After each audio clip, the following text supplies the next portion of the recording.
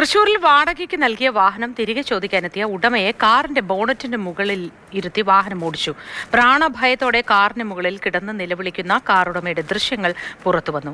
ആലുവ സ്വദേശിയായ സോളമനെയാണ് തൃശൂർ കുറ്റൂർ സ്വദേശി ബക്കർ ആക്രമിച്ചത്. സംഭവത്തെക്കുറിച്ച് എരുമപ്പെട്ടി പോലീസ് വിശദമായ അന്വേഷണം നടത്തിവരികയാണ്.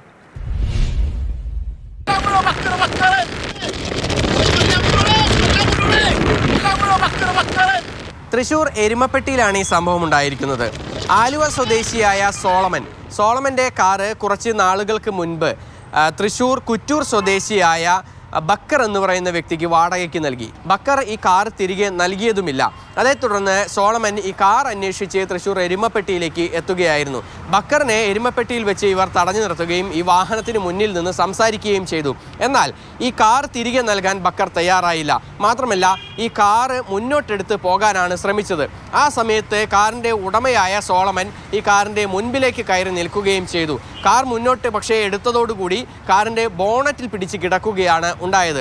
താൻ ഏതെങ്കിലും തരത്തിൽ അപായപ്പെടുമോ എന്നുള്ളൊരു ഭയത്തിൻ്റെ പേരിൽ ഈ കാറിൻ്റെ ബോണറ്റിൽ ഒരു കൈകൊണ്ട് പിടിച്ചു കിടന്ന് മറു കൈകൊണ്ട് മൊബൈലിൽ ഈ വീഡിയോ ചിത്രീകരിക്കുകയും ചെയ്തു സോളമൻ. ഈ വണ്ടി ഞാൻ തിരിച്ചെടുക്കാൻ വേണ്ടി ഇയാളുടെ വീടിൻ്റെ അടുത്ത് വന്നപ്പോൾ ആ വണ്ടി അവിടെ കണ്ടില്ല.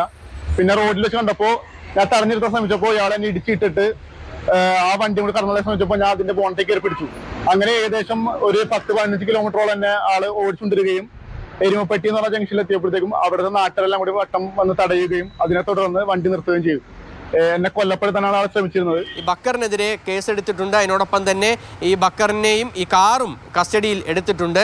ഇനി തുടർ നടപടികളെല്ലാം തന്നെ പോലീസ് ആലോചിച്ച് തീരുമാനിക്കും. മാത്രമല്ല, ഇതുമായി ബന്ധപ്പെട്ട നിയമ നടപടികളുമായി മുന്നോട്ട് പോകും എന്നുള്ളതാണ് നിലവിൽ ഈ കാറിൻ്റെ ഉടമയായ സോളമൻ വ്യക്തമാക്കിയിരിക്കുന്നത്. CCTV ക്യാമറകളുടെ അടിസ്ഥാനത്തിൽ കൂടുതൽ തെളിവുകൾ ശേഖരിച്ച് കേസുമായി മുന്നോട്ട് പോകാനാണ് പോലീസിൻ്റെയും തീരുമാനം.